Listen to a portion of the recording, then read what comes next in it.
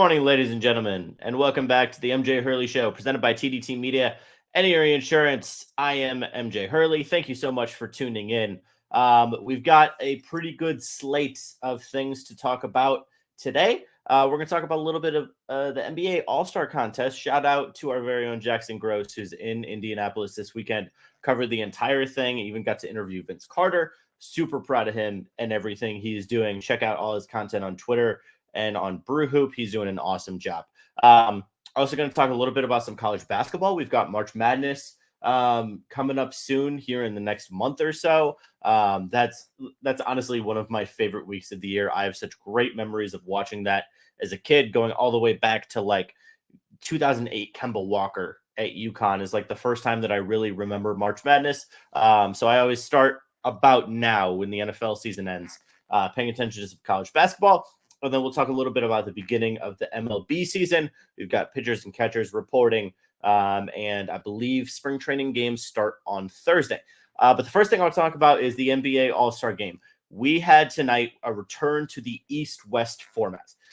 So we had the Western Conference versus the Eastern Conference. Eastern Conference took the victory, scoring 211 points, which is an All-Star Game record. The record used to be 196 points, and they took down this stacked Western Conference team with LeBron, Luka, Jokic, Curry, Kawhi, AD. I mean, it is just absolutely stacked. But the Eastern Conference had a lot of younger players, and they played, in my opinion, they played harder throughout the entire game. Two of the players that played really well, one of them was hometown hero Tyrese Halliburton, who started off the game 5 for 5 from three and had 15 of the first 25 points for the Eastern Conference. Started off on a complete heater.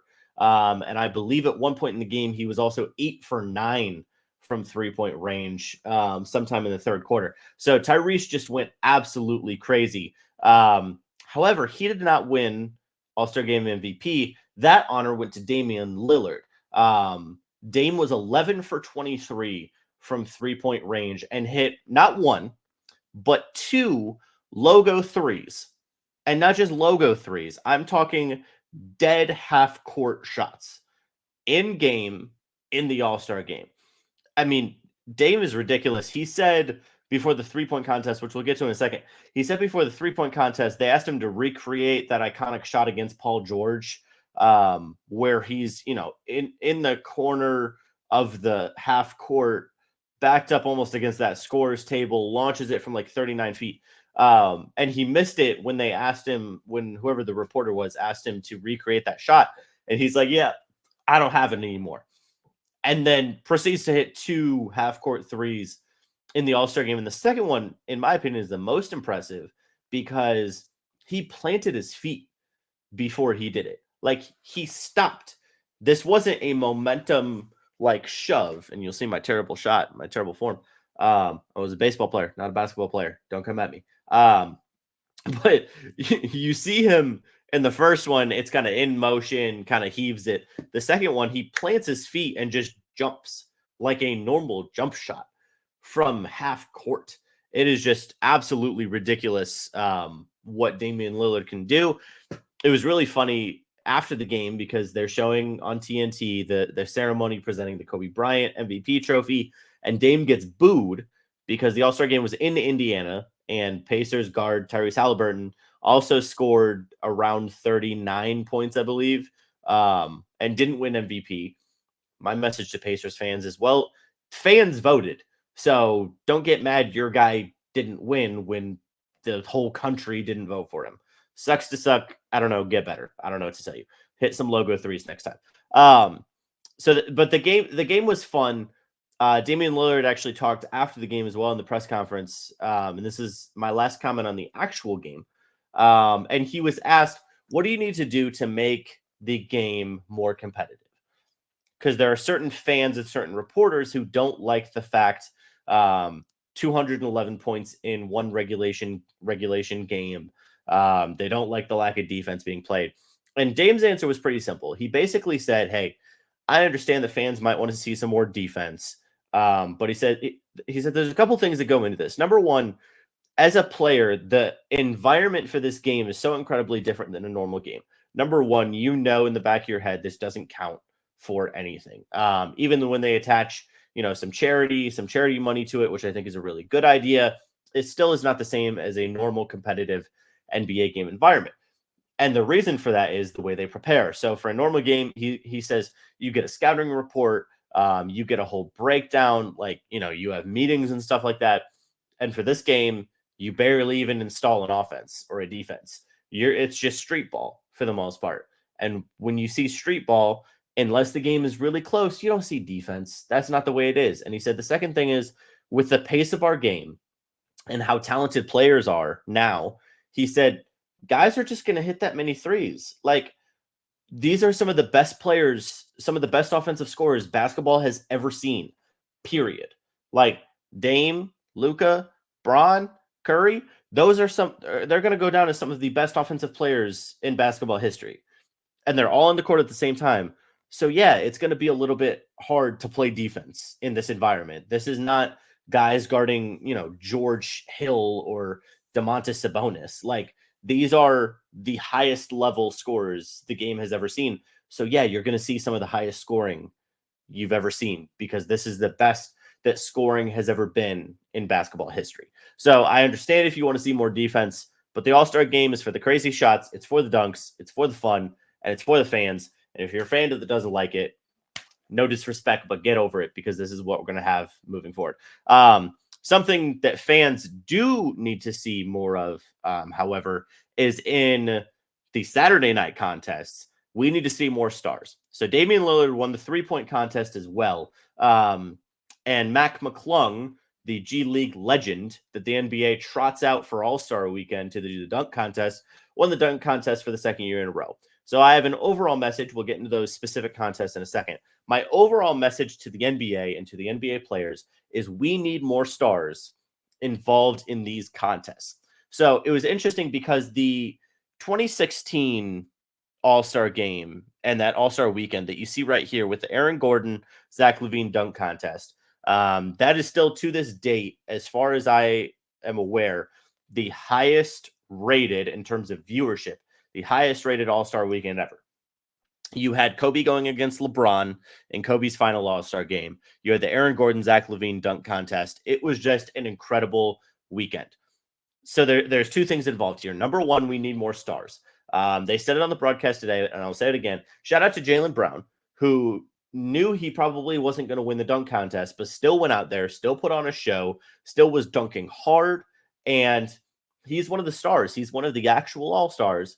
And he was one of the few actual all-stars who participated in one of these, the skill competition, the dunk contest, or the three-point contest. And so if you want fans to care more about this All-Star weekend, if you want them to have a better perception of that All-Star weekend, it starts with getting more stars involved in all of the contests. So I love that Jaylen Brown was in the dunk contest. I love that Dame was in the three-point contest. And there were more stars in the three-point contest. But we have so many incredible, high-flying, incredibly athletic players in the game of basketball, and we had two G League guys in the dunk contest. And I understand that they got hops. They can go up and get it. But like Ja Morant plays basketball in the association, and he was not there. Now he did say he's interested in participating next year. But the basic thing is you need more stars, right? The second thing is let these boys wear their own jerseys. I understand that Nike likes selling more product and they like showing off that they can make a new All-Star jersey every year. But you know what you could sell more of? Some cool retro jerseys or some city jerseys. Like, let's bring back the OG days of, Kobe guarding MJ, both in their own jerseys. Like that is the aesthetic that I want on All-Star weekend. Let's not have Luka looking like a freaking guy who's at a bowling alley. And yes, I understand Ja Morant was injured. And that's why he said he might want to do it next year, which I'm fine with. But like in general, we need more stars, and we need those stars representing their teams. Because before, after, and during these games, these guys are talking about their teams. They're talking about their teammates. but they're not representing their teams with their jerseys. So Nike, if you want to sell more jerseys, that's fine. Let's roll out some city jerseys for the games. Like, let's do something creative that actually lets these guys represent their teams instead of just the East or the West, which means nothing other than during the All-Star game. So, I shout out to Mac McClung, who's won 2 dunk contests in a row. I think it's really cool. He was obviously the best dunker out there because that's pretty much all he does. No disrespect to the young man. He's fantastic at what he does. But we just need a little bit more star power during these events. And I think it could really elevate All-Star Weekend. Last thing on All-Star Weekend, and then we'll get to some college basketball. I loved the Steph versus Sabrina shootout. I know Kenny Smith was getting some hate, probably deservedly, but I thought it was really cool what they were able to do. I'd love to see it expanded next year. Maybe Steph and Clay versus Sabrina and Caitlin Clark, or I saw some people say Steph and Dame, because Dame is originally from the Bay Area. Some combination of that would be really cool. I think that is probably the best way for fans to get acclimated to some of the WNBA stars. If they don't want to watch the games, that's fine. Let's get them acclimated to some of the stars. And the fact that Sabrina went out there at the NBA line and shot the best score, what would have been the best score of any NBA player that night. Curry had the best score of everybody with 29, but Sabrina's 26 was the best that any NBA player got in the 3-point contest. So give her some respect. Give those shooters some respect. I think Reggie Miller was saying over and over again last night, shoot or shoot, man. Like, it doesn't matter what ball you put in their hands, where you put them on the court. If you're a shooter, you're going to shoot. And I have so much respect for that. But you know what I have even more respect for, ladies and gentlemen, is, sometimes Mac McClung is going to dunk, and he dunks over Shaq, and he might even dunk over a house. And if he dunks on your house, you know what you need? You need some good home insurance. Erie Insurance says here's to the grown-ups who move, mortgage, mow, and still bust a move. But does your home insurance still fit? Erie helps you protect the home you've grown into, all at fair prices that are often less than the other guys. So how do you find the right coverage? Magic. Nope. Local independent agents who get to know you like this. Your local Erie agent is Building Block Insurance Group. Get a quote today at 704-464-4544. Erie Insurance.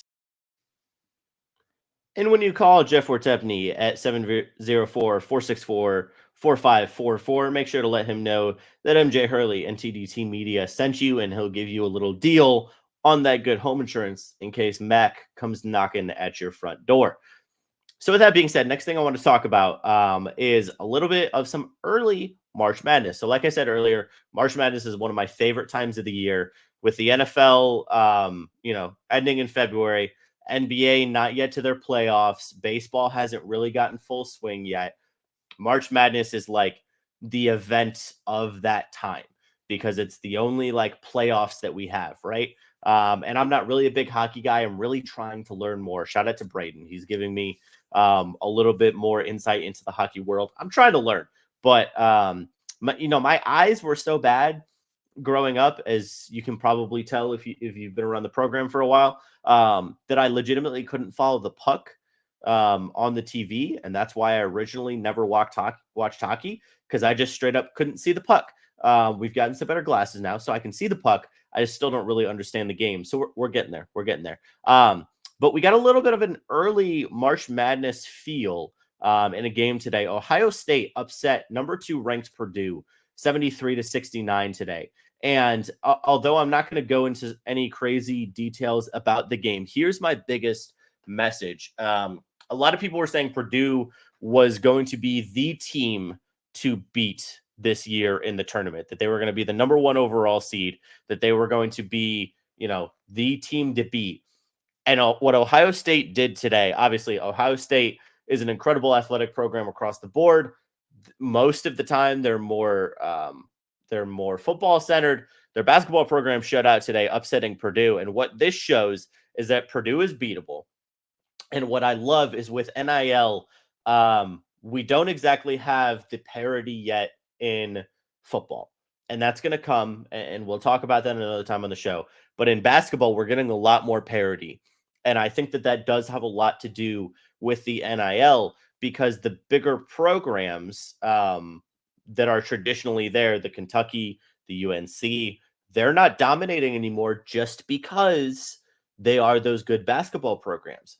In Ohio State, or even a Purdue that's normally pretty good at basketball, but some other big profile programs in big cities are able to bring in some better recruits and able to do a lot more with that program. And I love parity in college basketball almost more than anything else. Like, there is nothing better than having a March Madness tournament with 64 teams in it. And you know that on any, they say in the NFL on any given Sunday, right? And I love in March Madness on any given day, any of those teams can win. And that's what makes it March Madness. And that's why we say this is March. And that's why we say the road leads to March. Like, all of those things. That's why I love March Madness. So this game specifically, I still think Purdue's one of the best teams in basketball. I still think they're going to make a run. But what Ohio State showed today is, hey, there is parity in the game of college basketball. And while NIL may not be popular in the football side right now, and I understand why, I think on the basketball side and even on the baseball side, when we get into some college baseball here soon, I think it's going to be something that is actually very good for the game just across the board. These athletes are doing an incredible job promoting themselves, promoting their university. Let them get paid. Let them get paid. I mean, it's still little weird to me that like a college athlete can have a Porsche when they're 19 or something like that. But that is pretty much their full-time job, although they claim to also go to school, some of them. Real quick, I do have a story on this, which is totally unscripted. So I'm going off the rails here for a second. So I knew somebody from high school who went to Duke. Okay. And Zion Williamson was quote unquote a student at Duke for a year. And there was a class that my friend freshman year, same year Zion was there, happened to supposedly share a class with Zion Williamson. And I asked my friend when it got to like December around finals time, I said, hey, because he told me about it the first day. He was like, hey, Zion's name just got called on the roster. Like, he's in my class. And I was like, is he there? And he's like, well, no, it was the first day. He's probably, off doing some orientation stuff and whatever. I'm like, okay, that makes sense. So I asked him when it got to later in the year, did Zion ever show? Like, did you ever see Zion? And he goes, nah, he was never in class a single day. And so it's just funny to me that it took us this long to be okay with paying student athletes. And I understand I'm not knocking all student athletes. I'm just saying the top level guys like Zion, or like a Caleb Williams, I doubt they were really in that classroom every single day. And part of that is for safety reasons because of the fame and all of that. And I understand that. So let's just not pretend. Let's let them do their education in a non-traditional format. That's fine. And some of those guys are there for 5-6 years, and that's okay. Let them get their masters. Let them do that in a non-traditional form. But let's not sit here and pretend and lie to everybody and say, no, they're in the classroom every single day. No, they're not. We know they're not, and that's okay. Yeah, just a little quick story for those of you who don't always know the behind the scenes of some of those famous athletes who are in college. No, they're not going to class every day, even if their coaches may pretend, or even if they may pretend they're not in class every day. But while class may not be in session for Zion, what is in session now is pitchers and catchers reporting for MLB spring training. And for those who don't know, if you haven't been around the program for a while, I played baseball my entire life. I played baseball since I was 3 years old up until I left Bradley when I was playing club baseball. And although I may talk a lot of football and a lot of basketball, baseball is like my true love. And it's been unfortunate the last few years with everything going on with the Oakland A's. I really have not had the heart to pay attention to the A's. And because of that, I haven't paid attention to baseball as much. But I just get so excited. Like, the words pitchers and catchers reporting just makes me so happy. And I'm really excited for this baseball season, which is going to start February 22nd with the Dodgers and Padres in the afternoon on ESPN. I understand, we're talking about parity with college basketball, right? And I understand people may think that there's not parity in Major League Baseball. We have an article coming out from one of our writers on ThirdDownThursdays.com tomorrow talking about why salary cap should exist in every sport, including baseball. And I understand why. Shohei Ohtani getting a record-setting mega contract, right? And the Dodgers have so much talent, and then the Oakland A's don't even spend enough on their entire roster that Shohei makes in a year, right? And I understand why people say that and why people are upset. But like Major League Baseball makes so much money. There's no reason that an owner like John Fisher, or that a franchise like the Pittsburgh Pirates or the Tampa Bay Rays cannot spend more money. And the only thing I will blame on Major League Baseball and all of that is if you look at those franchises, and even if you compare, like, let's take Tampa Bay, for example, right? If you compare the Tampa Bay Rays to the Tampa Bay Buccaneers, okay? And we're just going to look at the way that they market those two teams, and we're going to find out why exactly baseball makes less money than football. Now, obviously, football is more popular, right? But we used to say that baseball was America's pastime. It used to be that baseball was what got us through World War I and World War II. It got us through the Cold War. Baseball was the pastime that got everybody away from their troubles. You could go to a ball game for 3.5 hours and you didn't have to think about what was going on. And now we've gotten away from that. And I think one of the biggest reasons is that in a day and age of technology where there is so much consumable information available, there really isn't stuff out there about baseball. They don't let you use any clips on any social media. Like, you can't post a baseball clip on YouTube because it gets taken down right away. Like, there are so many things that Major League Baseball does to not market their product. So when you get to a smaller franchise like Tampa Bay with the Rays, they've had so many good players over the years, but you'd never know it because they have to trade those guys away because of the revenue sharing and because of all of the issues with Major League Baseball. And so, my message to people who want to get into the game of baseball is please do. Like, baseball is so much fun. And if you want to talk about any given day, any given Sunday, any given day, right? Which, football, then in college basketball, and then we go to baseball. That's why I love baseball, because there's 162 games in a year. And even if the Oakland A's only win 50 games this year, that's 50 times that you could go to an Oakland A's game, or you could turn on an Oakland A's game and your team is going to win. You don't get that many opportunities in baseball or basketball or hockey or in football. Like, baseball is the only place where you get that opportunity. And that's one of the reasons I love that game, is because you have the opportunity to have such a short memory, not just as a player, but also as a fan. Be like, no, I'm going to root on my team. And so this is also just, kind of a message to myself, because I'd like to get back into actually following the game this year, and doing a lot more with some A's coverage and all of that. So just, I'm very excited about it. We'll get more into some specifics as the season rolls around, as spring training rolls around. Obviously, Dodgers are a powerhouse. My Oakland A's suck. That's kind of the summary as of right now. John Fisher, please sell that team. Get them to Vegas. Get them out of Oakland and that terrible Coliseum. Oh, my goodness. But we'll get to more of that as the baseball season rolls around. Right now, I just want to say I'm really excited for spring training. I'm excited that baseball is back. Like I said, it really is my first love when it comes to sports. That's the only sport that I consistently played my whole life. I had so many concussions growing up, I could never play football. So I love when baseball rolls around. I will be watching that first spring training game because I'm off on Thursday, and I will turn on that first spring training game because that is the best time of the year for me. Pitchers and catchers reporting. Ladies and gentlemen, we are back. But with that being said, I believe that's all I have for the most part today. So thank you to everybody tuning in to the MJ Hurley Show. Saw some good support on the show last week, talking about the Super Bowl and everything we talked about last week. So I appreciate everybody for watching, sharing. Make sure to subscribe to TDT Media on YouTube. We are over 600 subscribers now, I believe. At least my goal is probably by the end of March to be at 1,000, because we are doing a fantastic job with all of the content. So shout out to the entire team. I'm very excited. So make sure to subscribe, turn on the notifications, all that stuff. You know what to do.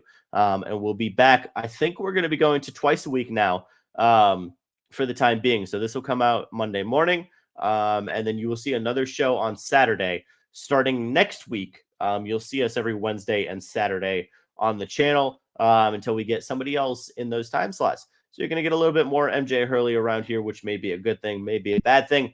Time will tell, but it's up to you guys. So thank you, everybody, for watching. My name is MJ Hurley, producer Cy Ingersoll in the background. We will see you next week. Talk to you later.